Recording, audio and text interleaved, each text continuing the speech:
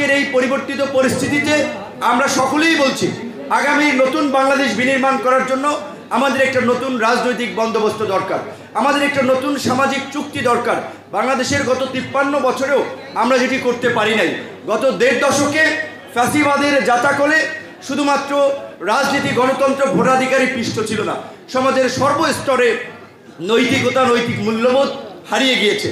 যেই কারণে আজকে আমাদেরকে সমাজের এই মূল্যবোধ ফিরিয়ে আনার জন্য নতুন সামাজিক চুক্তির দিকে যেতে হবে। সেক্ষেত্রে শিক্ষকদেরকে অগ্রণী ভূমিকা পালন করতে হবে, শিক্ষকদেরকেই আদর্শ সমাজ গঠনের জন্য কাজ করতে হবে। যেটি আমাদের সম্মানিত আজকের প্রধান অতিথি তিনিও কিন্তু বলেছেন, আমরা যদি মানসিকতার পরিবর্তন না করতে পারি তাহলে কিন্তু আসলে এই পরিবর্তন স্থায়ী হবে না। আজকে আমরা নতুন সংবিধানের কথা বলছি, রাষ্ট্র সংস্কারের কথা বলছি, জনবান্ধব প্রশাসন, জনবান্ধব আইন শৃঙ্খলা বাহিনীর কথা বলছি। আমাদের মানসিকতা যে গত 1.5 দশকে যেখানে গিয়ে ঠেকেছে, সেই মানসিকতার যদি পরিবর্তন না হয়, রাষ্ট্র সংস্কার, নতুন সংবিধান দিয়ে কিন্তু কার্যকর পরিবর্তন হবে না। আপনারা স্কুল এবং কলেজে যারা শিক্ষকরা আছেন, শিক্ষার মূল ভিতটা রচনা করে স্কুল কলেজের শিক্ষকরাই। সুতরাং আগামীতে যেন আদর্শ একটা প্রজন্ম গড়ে তুলতে পারি, আমরা নৈতিক মূল্যবোধ সম্পন্ন একটা নতুন প্রজন্ম গড়ে তুলতে পারি, সেজন্য আপনাদের ভূমিকা অনস্বীকার্য। এবং একটা বিষয়টা বাংলাদেশে ওপেন সত্য, বাংলাদেশে বোধহয় সবচেয়ে মর্যাদার দিক থেকে, বেতনের দিক থেকে, সুযোগ সুবিধার দিক থেকে শিক্ষকরাই পিছিয়ে। সরকারের অন্যান্য সকল কর্মকর্তা কর্মচারীদের অনেক ধরনের সুযোগ সুবিধা থাকে। উদাহরণস্বরূপ আপনি বলেন, যিনি বিসিএস দিয়ে আপনার ছাত্র, প্রথম দফায় যিনি অ্যাসিস্ট্যান্ট কমিশনার অফ ল্যান্ড বা ভূমি কমিশনার হন, যাকে আপনারা ম্যাজিস্ট্রেট বলেন, তিনি তার যে পাওয়ার একটা উপজেলায় কিংবা ফোন করলে তার যে গুরুত্ব, একজন আপনার কলেজের অধ্যাপক কিংবা বিশ্ববিদ্যালয়ের অধ্যাপক তার সেই গুরুত্বটা নাই এই সমাজের বাস্তবতা, এটা সত্য। আমাদের একজন কাছের বড় ভাই তিনি আমাকে বলছিলেন যে নূর, আমি বুয়েটের শিক্ষক, যে শিক্ষকতা পেশা ভালো লাগছে না, বিসিএস দেব। বললাম, ভাই আপনি ত্রিপলিতে বুয়েট থেকে পড়াশোনা করছেন, টিচার হয়েছেন, বুয়েটের মতো প্রতিষ্ঠানে আপনি কেন শিক্ষকতায় যাবেন?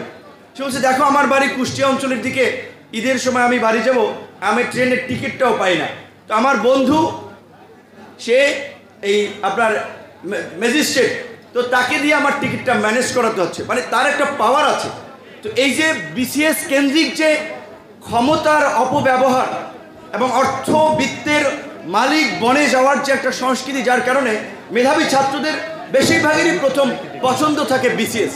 কিন্তু আমি মনে করি যে যারা বিসিএস দিবে, আগামী নেতৃত্ব দিবে, সেই তরুণদের, সেই শিক্ষার্থীদের যে মেধার ভিত্তিটা রচনা করছে প্রাথমিক বিদ্যালয় এবং মাধ্যমিক উচ্চ মাধ্যমিক বিদ্যালয়গুলো, সেই শিক্ষকদের যথাযথ মর্যাদা এবং সুযোগ দেওয়া হচ্ছে না।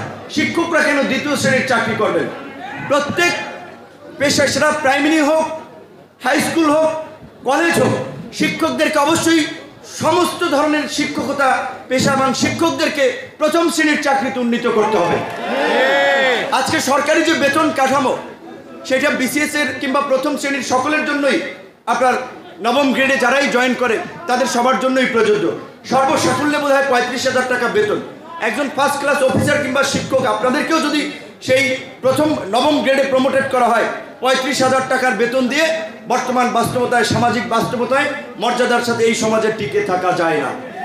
তাই 9ম পে স্কেল গঠন করতে হবে। এবং আপনাদের যে দাবি, এই দাবির পক্ষে আমরা একটা উদীয়মান দল হিসেবে আমাদের দলীয় ঘোষণাপত্র 2টো বিষয় স্পেসিফিকভাবে বলা আছে। শিক্ষাকে সার্বজনীন এবং শিক্ষাকে জাতীয়করণ করতে হবে। শিক্ষার দায়িত্ব রাষ্ট্রকে নিতে হবে। বাংলাদেশের মতো একটা জনবহুল রাষ্ট্রে শিক্ষার দায়িত্ব সরকারকে নিতে হবে। সকলের জন্য সুস্বাস্থ্য নিশ্চিত করার জন্য, চিকিৎসা সেবা নিশ্চিত করার জন্য, সকলের জন্য স্বাস্থ্য বীমা কিংবা সার্বজনীন স্বাস্থ্যসেবা নিশ্চিত করতে হবে। আজকে গবেষণায় দেখা গেছে বাংলাদেশে প্রতি বছর 18 থেকে 20% মানুষ নতুন করে আপনার দারিদ্রতার শিকার হয় শুধুমাত্র চিকিৎসা ব্যয় মেটাতে গিয়ে।